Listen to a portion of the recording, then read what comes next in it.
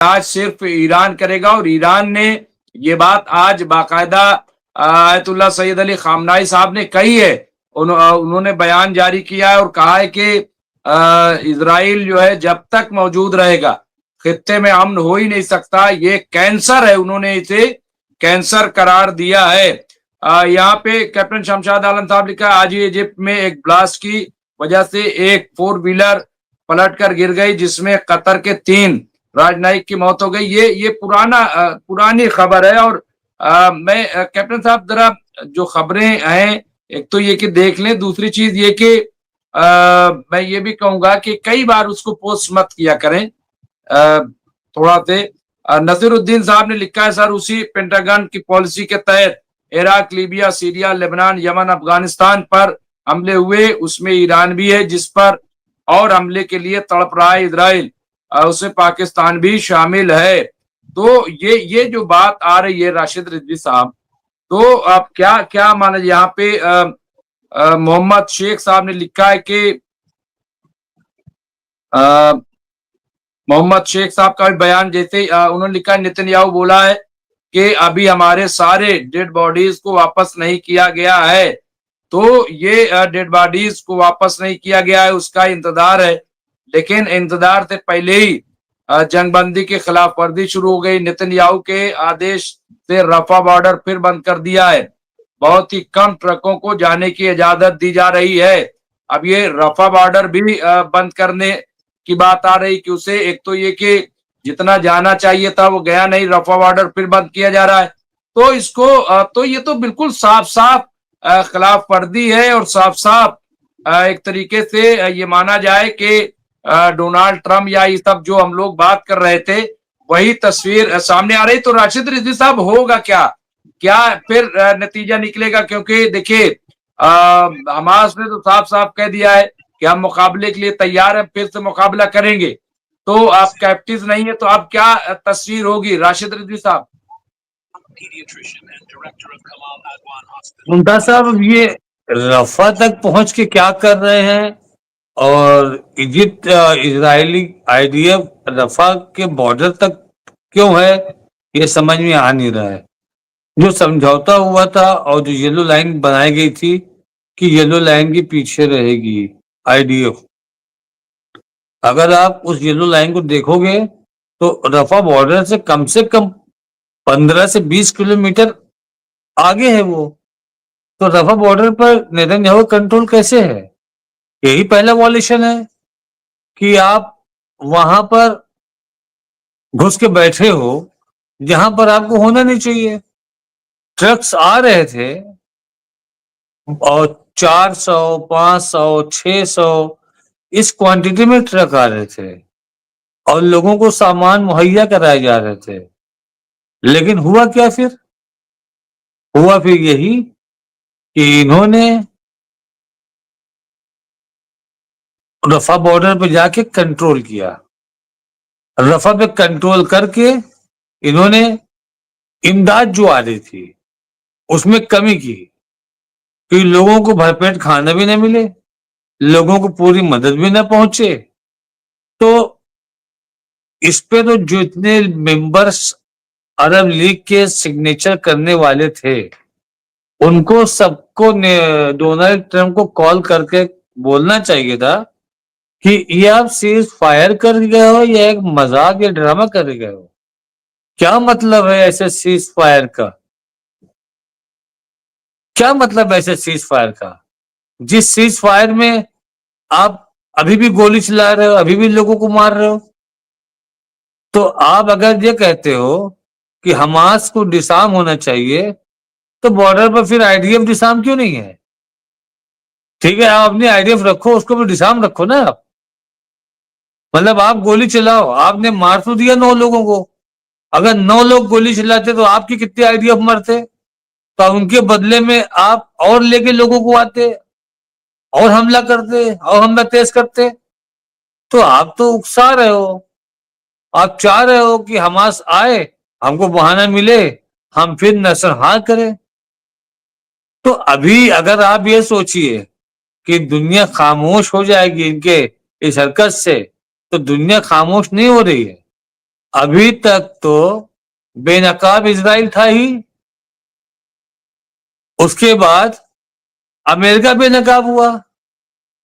अब तो मुमताज भाई जितने लोगों ने हस्ताक्षर किए हैं वो सब बेनकाब होंगे, पूरी दुनिया में बेनकाब होंगे ये, कि अगर इजराइल को कंट्रोल करने की तुम्हारे अंदर कैपेसिटी नहीं है तो तुम इस सिग्नेचर करने पहुंचे क्यों? क्या डोनाल्ड ट्रंप के साथ सेल्फी लेने गए थे? और एक बात हमारी उस दिन से समझ में नहीं, परसों से दिमाग में मेरे घूम रही है, कि जिसमें डोनाल्ड ट्रंप ने यह कहा था कि हमारे हथियारों का इजराइल ने सही इस्तेमाल किया। तो मतलब जो जो जिनोसाइड का मुजरिम नेतन्याहू है,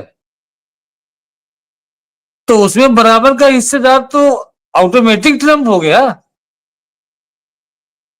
ट्रंप का मुद्दा लेकर के क्यों नहीं जा रहे हैं लोग अब आईसीसी, कि ये देखिए ये स्टेटमेंट दिया है कि इनका कहना था कि जो जेनोसाइड किया इजराइल ने सही किया, उसके लिए हथियार हमने प्रोवाइड कराए। अब तो किसी न किसी को आना चाहिए ना, कौन जाएगा? अब कहीं डोनाल्ड ट्रंप के खिलाफ अगर वारंट इश्यू हो गया तो ये कहां जाएंगे इजराइल के सिवा? जैसे नेतन्याहू छुप छुपा के भागता है अमेरिका, और डोनाल्ड ट्रंप अभी घूम रहे हैं खुलेआम, जैसे बोलते नहीं खुले सांड की तरह, आज यहां कल वहां। तो उसी हिसाब से अगर आप ये सोचे कि इनके खिलाफ भी अगर वारंट इशू हो गया तो ये इतनी खुली यात्रा कैसे कर सकते हैं? क्या दूसरे देशों में जो आईसीसी के मेंबर हैं, क्या उनकी हड्डी इतनी मजबूत है? क्या उनमें इतना दम है कि अपने मुल्क आते ही डोनाल्ड ट्रंप को अरेस्ट कर ले? तो एक मर्तबा ट्रंप को भी घसीट के लाना चाहिए आईसीसी, ट्रंप के उस स्टेटमेंट के ऊपर। दुनिया तो जानती थी हथियार दिया है, वो तो अलग ऐलान स्टेटमेंट आते थे, बाइडेन के भी आते थे स्टेटमेंट कि हम पूरी हथियार की आपूर्ति करेंगे। और डोनाल्ड ट्रंप को एक्सेप्ट करना है कि हाँ हमारे भेजे हुए हथियार का बहुत सही इस्तेमाल किया है इजराइल ने, यानी उसने जेनोसाइड को एक्सेप्ट किया है कि जो जेनोसाइड हुआ है वो हमारे ही हथियारों से हुआ है। तो पकड़ के इसको अंदर करना चाहिए आईसीसी में। तो आज गाजा कई मुश्किलों से घिरा हुआ है, और आप ये देखिएगा घूम फिर के, ध्यान से सुनिएगा, घूम फिर के यह घंटी फिर ईरान के गले बांधी जाएगी। बस ईरान अपने आप को जिस तरीके से अलर्ट मोड पे रखे हुए है और अंदर ही अंदर अपने आप को मजबूत कर रहा है, तो उसको तो इस चीज का एहसास हो गया है कि हमारी लड़ाई सिर्फ अमेरिका इजराइल से नहीं है, उनके मुखबिरों से भी है। उनके साथ बैठ करके शतरंज की बिसात बिछाने वालों के साथ भी मेरी जंग है। तो ईरान जंग के मैदान में कूदेगा तो पूरी तैयारी से कूदेगा कि अगर कतर से हमला होगा तो कतर पे हमला होगा, अगर सऊदी अरब से हमला होगा तो सऊदी अरब पे हमला होगा, अगर जॉर्डन से हमला होगा तो जॉर्डन पे हमला होगा। जब तक ईरान ये तैयारी पुख्ता नहीं कर लेगा तब तक वो जंग के मैदान में नहीं कूदेगा। और जो इजरायली को छूट मिली हुई है उस छूट के ऊपर आज तक किसी ने कंट्रोल किया ही नहीं है। अभी कल एक न्यूज मैं पढ़ रहा था, उसमें द टेलीग्राफ की शायद थी न्यूज, उसमें ये लिखा हुआ था कि जितने भी आईडीएफ सोल्जर्स हैं उनको भी यूएन से कनेक्टेड जितने भी देश हैं उसमें उनकी एंट्री बैन कर दी जाए। तो जो ईयू के देश हैं,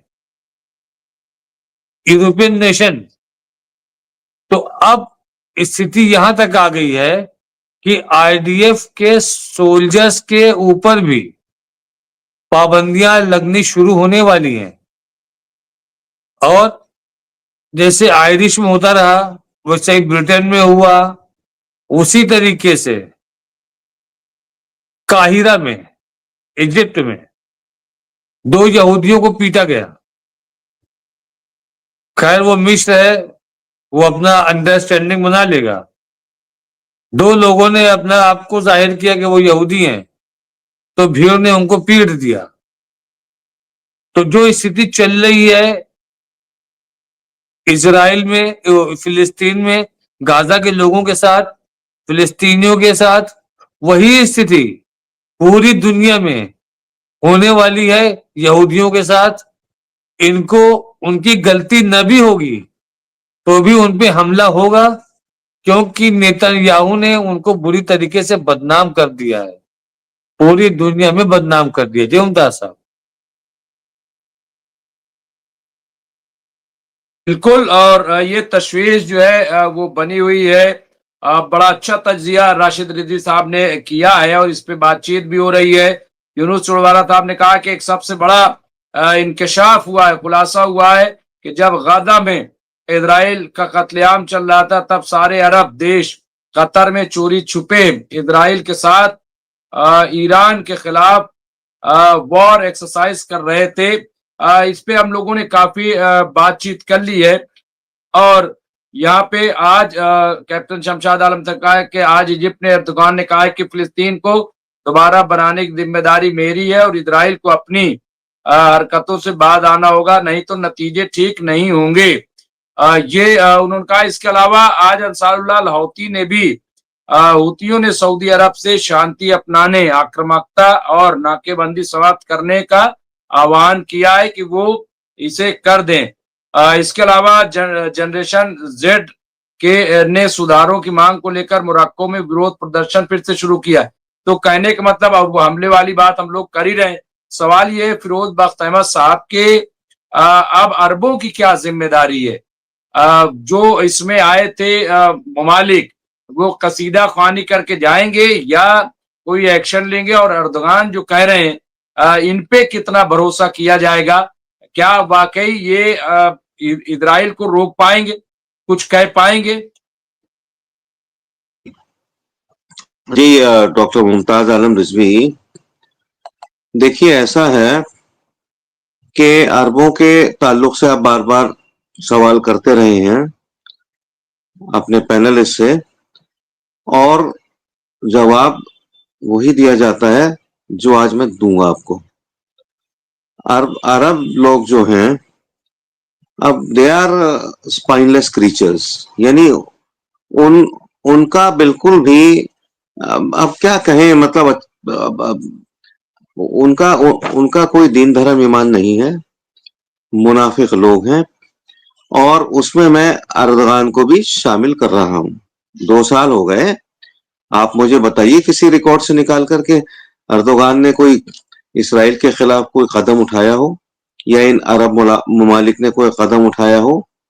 कदम उठाने की बात तो छोड़िए, मिलिट्री को तो आप छोड़िए, इन्होंने तो जो वहां लोग इतने शहीद हो गए गाजा के अंदर उनके लिए क्या किया? उनके लिए इन्होंने क्या खाना भेजा, क्या दवाएं भेजी? ये मतलब इनका सिर्फ एक ही मकसद है अरब ममालिक का, और वो ये है कि ये सिर्फ और सिर्फ खुदगर्ज लोग हैं। इनको अपनी इकोनॉमी को स्ट्रॉन्ग करना है। उसके लिए इन्होंने अब 2 साल से तो खैर हम देख ही रहे हैं, लेकिन इन्होंने बहुत पहले से फलस्तीन का सौदा कर लिया। वो तो ये देखिए कि अब दुनिया में ये बात खुल के सामने आ गई, जो शुहदा हैं फलस्तीन के, जो गाजा के शुहदा हैं, उन्होंने अपनी जानें दे के 6-6.5 लाख लोगों ने अपनी जानें दे करके, यानी आप 67,000 कहते हैं, 10 गुना ज्यादा है। फिगर्स नहीं अभी आए, फिगर्स आने में अभी वक्त लगेगा, साल भर लगेगा। तो उन लोगों ने फलस्तीन का जो मसला था, उसका जो मुद्दा था, वो उन्होंने दुनिया के सामने लाके खड़ा कर दिया। तो अरब ममालिक तो कहीं से कहीं तक कोई मदद करने वाले नहीं हैं। और ये इंटरनेशनल मॉनेटरी फंड ने कहा है कि हम इसको बिल्ड करेंगे। अरे तुम बिल्ड करोगे, तुमने उसको तबाह क्यों करवाया? ठीक है, एक मतलब वहां हर चीज 90% से ज्यादा मकानात सब कुछ तबाह बर्बाद हो गए, वहां कुछ नहीं बचा है। तो इस हालत में आपने उसको कर दिया। दुनिया की तारीख में पहली मर्तबा मतलब इतने गोले फेंके गए, सब वॉर्स को मिलाकर के जितने गोले उनमें फेंके गए, उससे ज्यादा यहाँ इस वॉर तो नहीं है, जेनोसाइड के अंदर फेंक दिए गए। ठीक है। और फिर आप इस तरह की बातें करते हैं कि तुम अपने हथियार छोड़ दो उनसे, आप हमासियों से। तो ये तो मतलब अ, क्या किसी ने ये बात कही अरब ममालिक से, किसी ने भी ये कहा कि आईडीएफ जो है वो अपने हथियार छोड़ दे? ठीक है। ट्रम्प साहब जो है हथियार अपने देना छोड़ दें इसराइल को? तो कोई उम्मीद नहीं है।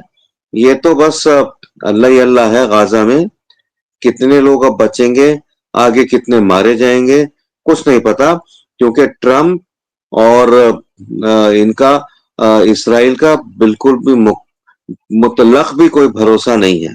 ठीक है। और शायद आपने ये बात कही थी डॉक्टर मुमताज के, जब सब आदान प्रदान हो जाएगा और जिंदा मुर्दा जो भी वो कैप्टिव्स थे उनका एक्सचेंज हो जाएगा, तो उसके होते ही, बल्कि पूरा हुआ भी नहीं, उसके होते ही ये बमबारी मतलब इनको मारना शुरू कर देंगे। ठीक है। ड्रोन से मारे, किससे मारे? तो ये एक ऐसी कौम है, माफ कीजिएगा, हम किसी कौम को बुरा नहीं कहते, लेकिन जो इनके काम जो जो इस जुल्म और तशद्दुद पे उतरे हुए हैं, इससे साफ ये जाहिर है कि ये कौम कभी सुधरेगी नहीं। कुत्ते की दुम की तरह है जो कभी सीधी नहीं होती। आप कुछ भी कर लीजिए, और कितना ही मतलब, अभी जो मैं बता रहा हूँ ना, अभी ये बात निकल के आई, ये बड़ा लंबा प्रोग्राम है। लीबिया को खत्म कर दिया, इराक को खत्म कर दिया, अफगानिस्तान को, ये वियतनाम से चल रहा है, और अभी लिबनान वगैरह, लिबनान, ईरान और ये सऊदी अरब, ये सारे मुल्क लाइन में हैं। ठीक है। ये कोई जंगबंदी वगैरह नहीं हुई है। जंगबंदी आपने सही कहा कि वो जो एक सेफ पैसेज देने के लिए ट्रम्प को ये हुई है। तो ये तो इसका कोई सिद्धबाब हमारी समझ में नहीं आ रहा है। क्या इसका होगा? अब ये हालात इसी तरह से चलेंगे और हम तो रोजाना सैल्यूट करते हैं इनको, गाजा के लोगों को, कि जिस तरीके से ये मर्द मुजाहिद की तरह डटे हुए हैं। कल भी डटे थे, आज भी डटे हैं और आगे भी डटे रहेंगे। और जब तक आखिरी मुजाहिद वहां पर बाकी है आपका फलस्तीन के अंदर, गाजा के अंदर, ये लोग डटे रहेंगे, और ये अपनी मौत से, अपनी डेड बॉडी से ही इस इस लड़ाई को, इस जुल्म को जीतेंगे। और अब देखना यह है कि दुनिया ने, ठीक है, मिलिटरीली तो कुछ नहीं किया, लेकिन जो फ्लोटिला वगैरह निकले और ये बातें हुई कि भाई इसको एक्सेप्ट कर लिया जाए, इसकी सॉवरेनिटी को, फलस्तीन की, ये चीजें चल रही हैं। ये देर पा चीजें हैं, लेकिन बड़ी तकलीफ दे चीजें हैं, बहुत तकलीफ दे हालात हैं। तो हम तो बस यही है कि दुआएं करते रहते हैं कि गाजा के लोगों को अल्लाह इन चीजों से जो है उभार दे, इनको सही मतलब जो भी इनके मामलात होने चाहिए अल्लाह अपनी जानिब से कर दे। हमारे तो कई बार आंसू निकल आते हैं। ठीक है। कई बार हम रोने लगते हैं कि जो भी कुछ वहां हो रहा है। वीडियोस आती हैं, उसमें जो आ रहे थे लोग ट्रकों पे, फलस्तीनी बेचारे, कोई तन पे ठीक कपड़ा नहीं था उनका, बाल ऐसे उलझे हुए थे, मगर वो खुश थे, मिठाइयां बांट रहे थे। बहरसूरत ये उनका जज्बा है, उनके जज्बे ने उनको जिंदा रखा है। रोटी उनके पास नहीं है, उनके पास पानी नहीं है, उनके पास दवाएं नहीं है, लेकिन एक ये इस्लामी, एक अल्लाह की तरफ से उनको एक जज्बा है कि वो जिंदा है। वरना तो कभी का पूरा ये मुल्क जो है फलस्तीन, कभी का खत्म हो लिया होता, लाखों लोग मारे गए, लेकिन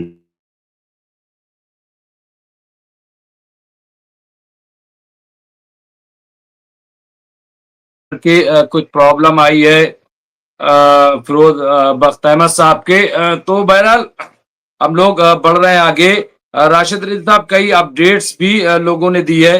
कैप्टन शमशाद आलम साहब ने कहा दुनिया में सभी समस्या की जड़ में तो अमेरिका ही है, ये यूएनओ की खुलेआम यहाँ पे जो है धज्जियां उड़ा रहा है, खुद परमाणु हथियार से लैस और उसका इस्तेमाल भी किया। दूसरे देश की को हिफाजत के लिए परमाणु बम नहीं बनने देता है।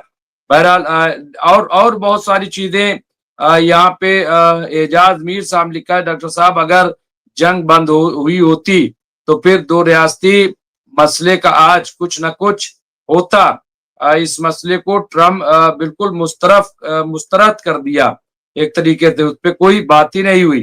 और यहाँ पे उन्होंने लिखा है, तबरेज आलम क्या पूछते हो भाई, मेरे कारोबार का आईना बेचता हूँ अंधों के, क्या है शहर में, आईना बेचता हूँ अंधों के शहर में। तो ये शेर लिखा है उन्होंने, क्या बेचते क्या पूछते हो हाल मेरे कारोबार का, आईना बेचता हूँ अंधों के शहर में। तो यहाँ पे इसके अलावा हसन रिजवी साहब ने और तमाम इश्यूज उठाए। बहरहाल मैं राशिद रिजवी साहब, ये तमाम चीजें देखिए सब हम समझ में आ रही हैं, और 2 लाख से ज्यादा मलबे के नीचे लोग दबे हैं। कुल मिलाकर 7 लाख फिलिस्तीनी ऐसा कहा जा रहा है कि शहीद हुए हैं। हालांकि हमें 7 लाख ज्यादा है, मैं इसे अभी इस तरह से एक्सेप्ट नहीं कर सकता कि 7 लाख मारे गए, क्योंकि देखिए 7 लाख बहुत होता है, और फिर जो लोग हैं वो बताते हैं ना कि भाई कितने मिसिंग हैं, क्या है।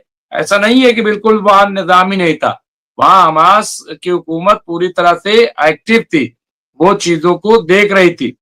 तो राशिद साहब आखिर ये क्या कहेंगे कि अब होना क्या है, क्या होगा, क्या फिर से उसी तरीके से हमले शुरू हो जाएंगे ये माना जाए, फिर उसी तरीके से जंग जो है, और फिर अंसारुल्लाह लौती और फिर वही चीज, या कोई कोई रास्ता है, या अभी प्रेशर दुनिया का आएगा, कैसे ये रुकेगा फिर? देखिए, दुनिया का प्रेशर तो आना वाजिब है। अभी यही चीज अगर आप 10 दिन तक देखेंगे कंटिन्यू रही या इससे ज्यादा बढ़ी, फिर दुनिया के लोग सड़क पे आ जाएंगे। तो जो जो सरकारें अभी तक खामोश थी, अब वो सरकारें बोलेंगी। आवाम के बोलने का वक्त खत्म हो गया, अब सरकारें बोलेंगी। और हमको तो ये लगता है कि लोग सपोर्ट करेंगे यहाँ पर ईरान का, कि तुम इंटरफेयर करो, हम तुम्हारे साथ हैं। तो मुमताज भाई, वहां पे जो हालात हैं, मैं आपको एक छोटा सा सीन बताता हूँ। बंधकों में एक बंधक ऐसा था जिसके दोनों पैर नहीं थे, उसके पैर ही नहीं थे, वो बेचारा बिना पैर का था।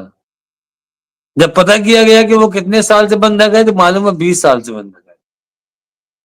अब आप बताइए कि बिना पैर का विकलांग आदमी, उसने कौन सा ऐसा आतंक मचा दिया कि आपने उसको 20 साल अपने जेल में रखा। तो गाजा जो है ना, इजराइल का बूचड़ खाना है। गाजा इजराइल का बूचड़ खाना है। जब चाहता है, जितनों को चाहता है, वो हलाल कर देता है। अपने बारे में जितने दिन चाहेगा बंद के रखेगा। तो ये स्थितियां लोगों को पूरी तरीके से अगर मालूम हो जाए, तो आप देखिए इनकलाब किस तरीके से सड़क पे फिर से आएगा। दुनिया के लोगों को सारी हकीकत नहीं पता गाजा की। अभी गाजा के ऊपर कोई एक डॉक्यूमेंट्री बन जाए और रियल वीडियोस के साथ, आप देखिएगा पूरी दुनिया में भूचाल आ जाएगा। पूरी दुनिया में एक जलजला जैसे हालात हो जाएंगे। पब्लिक घर के अंदर जाएगी नहीं, सड़क छोड़ेगी नहीं। इतने दिनों में हमने आपने क्या देखा, वो चाहे इटली हो, वो चाहे बेल्जियम हो, ब्रिटेन हो, फ्रांस है, कई कंट्रीज यूरोप की, जहां पर नौजवान पूरी पूरी रात सड़क पे हैं। किसके लिए? फिलिस्तीनियों के लिए। क्यों है? कि इन पे रहम करो, अपने गवर्नमेंट को प्रेशर दे रहे हैं कि आप बोलो, आप रुकवाओ। मतलब मैंने तो देखा है कि 8-8 साल 10-10 साल की बच्चियां, 7-7 साल की बच्चियां हाथ में छोटा सा फ्लैग लिए पैलेस्टाइन का फ्री फिलिस्तीन के नारे लगा रही हैं। और वहीं पर जितने भी पड़ोसी हैं फिलिस्तीन के, गाजा के, ये बेशर्मी से चादर तान के सो रहे हैं। इतनी साजिशें, मतलब जो आपको कल को बचा सकता है, आज आप उसके खिलाफ साजिश कर रहे हो। वो कौन सा आपके दिमाग को ब्रेन वॉश कर दिया है इन लोगों ने। हमने तो ये देखा कि अरब के जितने भी शासक हैं उनके खाली लिबास सफेद होते हैं, दिल और दिमाग बहुत काले होते हैं इनके, सिर्फ ये सफेद लिबास के होते हैं। तो इनको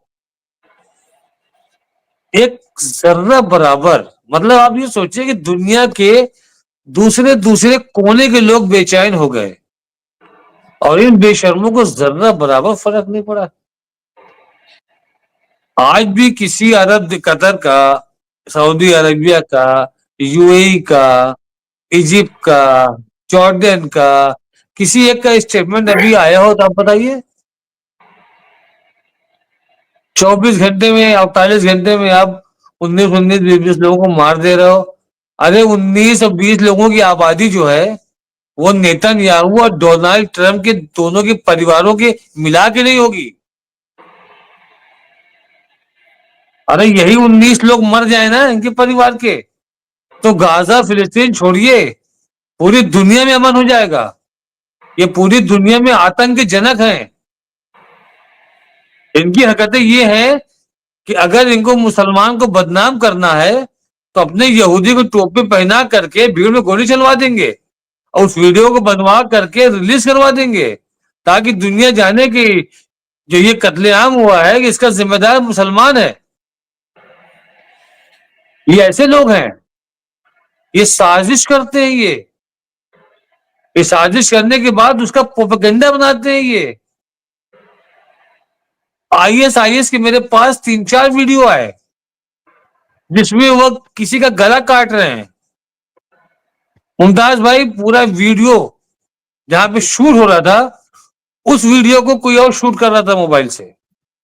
उसमें ये दिखाया कि जिसको घुटने के बल आपका ऑरेंज कलर का पहना के बैठाया हुआ है, घुटने के बल, उसके यहां पर पाइप लगाते हैं। पाइप लगाने के बाद एक आपका एल्युमिनियम कलर का कुछ लगाते हैं उसके ऊपर, पाइप के ऊपर। फिर उसकी स्किन कलर की स्किन लगाते हैं कि दिख जाए कि मतलब उसकी स्किन पूरी है, कहीं कुछ दिख नहीं रहा है। और उसके बाद उसको पाइप लेके पीछे से आते हैं। एक बोतल में रेड कलर का कलर रहता है और एक आदमी उसको पुश करता है। अब ढाटा बांध के 2 लोग आते हैं पीछे, ला इलाहा इल्लल्लाह मोहम्मद रसूलुल्लाह का वो लगा के रखा हुआ बैनर आईएस का, और उसकी गर्दन में चाकू चलाते हैं। वो गिर जाता है और पीछे में पंप मारता है। जब वो पंप मारता है तो ब्लड निकलता है जोर जोर झटके से गले से, जैसे लोगों की गर्दन कटने में निकलता है वैसे निकलता है। उस वीडियो को पूरी दुनिया में रिलीज किया था सोशल मीडिया पे। पूरी दुनिया में ये चीज फैल गई कि मुसलमान बड़ा क्रूर होता है, मुसलमान बहुत क्रूर होता है। इनके इतने वीडियो रिलीज हुए, वो सब देखने के बाद भी लोगों को समझ नहीं आया कि ये किस तरह के ड्रामेबाज हैं, किस तरीके के प्रोपेगेंडाबाज हैं।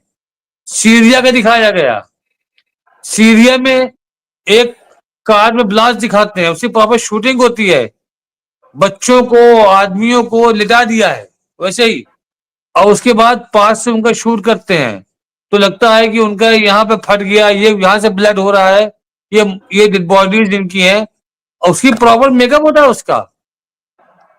किसको बदनाम करना था? बशर अल असद की गवर्नमेंट को। उसी के ऊपर इल्जाम लगाया कि उसने केमिकल बम मारा अपने लोगों पर। तो ये सारे प्रोपेगेंडे अमेरिका और इजराइल मिलकर कर रहे हैं। अब मैं आपको कह रहा हूं कि अब आज के बाद ये मत कहिएगा कि इजराइल ने गाजा वासियों के ऊपर जेनोसाइड किया है। ये मत कहिएगा, ये कहिएगा अमेरिका और इजराइल ने मिलकर किया है। अमेरिका हथियार दे रहा है तभी इजराइल मार रहा है। अमेरिका अगर एक बार मना कर दे तो इजराइल की हिम्मत नहीं है। अमेरिका कह दे ठीक है तुम्हारी जो मर्जी करो, तुम जैसा करोगे तुम्हें झेलना, मुझसे मतलब नहीं है, मैं कोई दखलंदाजी नहीं करने वाला इसमें। आप देखिएगा नेतन्याहू खामोश बैठ जाएगा, उसके मुंह से आवाज नहीं निकलेगी, क्योंकि उसके अंदर जितनी भी कुव्वत है वो सिर्फ देन है इस अमेरिका की। वो अमेरिका के दम पे बोल रहा है। क्यों दास भाई? ये मैंने एक स्ट्रीम यार्ड बिल्कुल प्रोग्राम ये सही कह रहे हैं, और ये हकीकत यही है, यही सच्चाई है जो आप बता रहे हैं। और इसको दुनिया देख रही, दुनिया अब इसको मान रही है, समझ भी रही है इसको कि जो तस्वीरें हैं। लेकिन बहरहाल हम तो देखिए यही चाह रहे थे, यही कह रहे हैं कि अमन कायम हो। लेकिन जिस तरह के हालात अब दिखाई दे रहे हैं, लग रहा है कि एक फाइनल जंग जो है वो होगी। फाइनल जंग में अब कौन कौन शामिल होगा, और मुझे लग रहा है फिर तो एक वर्ल्ड वॉर की सूरत। और मैं अगर ये कहूं फिरोज बख्त अहमद साहब, आखिर में आपसे दुआया कलमात साथ के, क्या अमेरिका चाहता है, डोनाल्ड ट्रंप ये चाहते हैं कि थर्ड वर्ल्ड वॉर हो जाए? क्योंकि इसके बाद अगर अब जंग बढ़ेगी तो उसको संभाल पाना फिर बहुत मुश्किल हो जाएगा। और इस बार मुझे नहीं लग रहा है कि ईरान जो है वो कोई कसर छोड़ेगा। और कल मैं रिपोर्ट देख रहा था कि जिसमें साफ साफ है कि वॉशिंगटन तक अब ईरान मार कर सकता है, उसने इतनी सलाहियत पैदा कर ली है। तो अब ये वॉर जो है वो सिर्फ इजराइल तक महदूद नहीं रहेगी फिरोज बख्त अहमद साहब, ये अमेरिका तक जाएगी इस बार। और इसमें रूस भी अच्छा प्ले करेगा। मैं आपको बता दूं, रूस भी अटैक करेगा इस बार ईरान पे। अब के सब ये कह रहे हैं ईरान निशाने पे है, लेकिन मैं ये कह रहा हूं कि इस बार अमेरिका निशाने पर होगा। जिस तरह से लोग नहीं समझ रहे थे कि इजराइल के अंदर भी वॉर हो सकती है, वॉर हुई, तबाही मची, तो इसी तरह से जैसे लोग अभी हवा बनाए हुए हैं कि अमेरिका, तो मुझे ऐसा लग रहा है कि अमेरिका के अंदर भी वॉर दाखिल होगी अगर ये नहीं रुका तो। जी देखिए, हालात वो लोग जो सोच रहे हैं कि सीज फायर हो गया और इस खत्ते में वेस्ट एशिया में लड़ाई रुक गई, लड़ाई गलत लफ्ज है, जेनोसाइड रुक गया, ऐसा सब कुछ नहीं है। और ये जो अब यूक्रेन और रूस का मामला है, ये बहुत आगे अब जाने वाला है। ये फैलेगा, पूरे नेटो कंट्रीज में भी फैलेगा। और अमेरिका ने इस बात का ख्याल रखा है कि रूस को यहाँ पे उलझाए रखे यूक्रेन में, क्योंकि रूस चाहता है कि वेस्ट एशिया में, मिडल ईस्ट में जो है आकर और वो इसराइल को मजा चखाए। लेकिन इस बात को ट्रंप साहब खूब अच्छी तरह समझते हैं, लिहाजा उन्होंने उसको वहीं पे उलझाए रखा है। पहली चीज तो यह है। दूसरी चीज यह है कि मिडल ईस्ट में ये ब्रेक लिया है ट्रंप ने और उनके दोस्त नेतन्याहू ने, एक छोटा सा ब्रेक लिया है। और इस ब्रेक में ये चाहते थे कि जो नेतन्याहू को बड़ी गालियां पड़ रही थी इसराइलियों के जरिए कि भाई जो कैप्टिव्स थे अभी तक वापस नहीं लिए, अभी तक आदान प्रदान नहीं हुआ है बंदियों का, ये हो जाए। ये इनकी एक शैतानी एक तरकीब थी। इन्होंने इस काम को कर लिया और करते ही अब इन्होंने जो है फिर मारना शुरू कर दिया है फलस्तीनियों को, बेगुनाह फलस्तीनियों को। और ये बात अभी आगे बढ़ेगी, काफी बढ़ेगी। और ये जो अरब मुल्क हैं जो खामोश तमाशाई बने हुए हैं, बहुत दूर नहीं है वो दिन कि जब दुनिया इनका तमाशा देखेगी। ठीक है, दुनिया ने गाजा का तमाशा देखा। गाजा तो किसी ना किसी तरह से अपने को संभाल लेगा कि जो मौत से नहीं डरा, जिसने मौत पे फतेह पा ली, वो तो आगे अपने जितने भी बचे हुए हैं गाजा वाले वो अपने को संभाल लेंगे, लेकिन आगे इनका क्या होगा इनका कुछ पता नहीं है। ठीक है, अरब ममालिक ने जिस बेहूदगी और बेशर्मी का इजहार किया है कि $4 बिलियन का जहाज दे दिया, सोने का जहाज दे दिया, सब कुछ उनके पाँव में पड़ गए जाकर के, लेकिन उसका नतीजा क्या निकला? कतर के ऊपर हमला, और ये हमले आगे भी बढ़ेंगे। हम तो कहते हैं कि हर जगह अमन हो, peace should prevail in each and every corner of the world. मगर जब तक बिल्कुल सही कहा है खामेनेई साहब ने कि जब तक इसराइल का एग्जिस्टेंस है इस खित्ते में, तब तक वहां पर ना तो जंगबंदी होगी, ना ही वहां पर अमन कायम होगा। और ईरान जो है बिल्कुल डू और डाई की पोजीशन में आ गया है, और ईरान जब तक खामोश है। जिस दिन ईरान बिखर गया तो मैं आपको 50 रुपए के स्टाम्प पेपर पे लिख के देता हूं, जिस दिन ईरान बिखर गया, अपनी पे आ गया, उस दिन दुनिया बिखर जाएगी। ना हम मोबाइल पे और लैपटॉप पे बचेंगे इस प्रोग्राम को करने के लिए, ना कोई सुनने के लायक रहेगा। हम कहते हैं कि हम दुआएं करते हैं ऐसा नहीं हो, लेकिन इसराइल और यूएसए वो चाह रहे हैं कि ऐसा ही दिन आए, अल्लाह ऐसे दिन से बचाए। लेकिन अगर ऐसा हुआ तो ईरान जो है, ईरान से क्या उम्मीद की जा सकती है, ये तो दुनिया अब आने वाले दिनों में देखेगी। जी डॉक्टर रजवी। तो मैं यहीं पे प्रोग्राम को रोकूंगा, और हालात ऐसे ना हो, हालात अच्छे हों, जंगबंदी हुई है तो ये कंटिन्यू हो, और मैं तीनों मुल्क बल्कि चारों, डोनाल्ड ट्रंप भी इसमें शामिल है, अमेरिका और मिस्र, कतर और तुर्की, वो भी, और जो 18 और बाकी जो मुल्क आए थे 25, वो सब, वो उनकी जिम्मेदारी है कि वो इसे यकीनी बनाए और इजराइल को रोके। हैरानी इस बात की है कि इजराइल कौन सी ऐसी चीज है कि उसे रोका ही नहीं जा सकता, और वो अपने हरकतों से बाज नहीं आ रहा है। लेकिन मुझे लग रहा है कि हमास भी, जिस तरह से हमास ने आज ऐलान भी किया है कि वो झुकने वाले नहीं है, अगर ये सोचें वो फिर लड़ने के लिए वैसे ही तैयार है, मरने के लिए तैयार है, तो जाहिर है कि ये भी एक सच्चाई है। आज हूती ने कहा है कि तमाम अरबों से कि खास तौर से जो उसमें अलाई थे कि कम से कम अब तो रोकिए, अब ये जो जेनोसाइड हो रहा है इससे तो रोकिए। तो बहरहाल हूती भी एक्टिव ही है, समझ लीजिए। हिजबुल्लाह भी, बहरहाल जो भी होगा हम अपडेट करेंगे। बहुत बहुत शुक्रिया फिरोज बख्त अहमद साहब आपका, बहुत बहुत शुक्रिया एडवोकेट राशिद रिजवी साहब आपका कि आप हमसे जुड़े, बातचीत की। तमाम साथी, राजा सिंह राजपूत साहब आज काफी देर तक हमसे जुड़े रहे, उनका शुक्रिया। मुमताज भाई, ये खबर वाशिंगटन पोस्ट की है जो हमने जी बिल्कुल, मैं देख लेता हूं उसको। तो जो भी खबर है मैं सब अपडेट कर रहा हूं, सब बता रहा हूं, और मेरा सिर्फ यही है, राजा सिंह लगता है इंतजार कर रहे हैं यहाँ पे, मैं वो नहीं देख पा रहा हूँ। तो बहरहाल ये आप सब हमसे जुड़े, जो लोग पहले नहीं जुड़ पाए हैं वो हमसे जुड़ जाए, और वो जा करके फिर से हमारा ये प्रोग्राम देख सकते हैं कि किस तरह से फिर से इजराइल ने हमला कर दिया है, फिर से इजराइल ने कत्लेआम शुरू कर दिया है। और मुझे लग रहा है कि ये जो हमास ने कहा, इल्जाम लगाया है, ये जंगबंदी के खिलाफ वर्दी है। तो अब देखना यह है कि इस पर कौन बोलता है। देखते रहिए एमएमसी न्यूज इंडिया। शुक्रिया, शब खैर, गुड नाइट।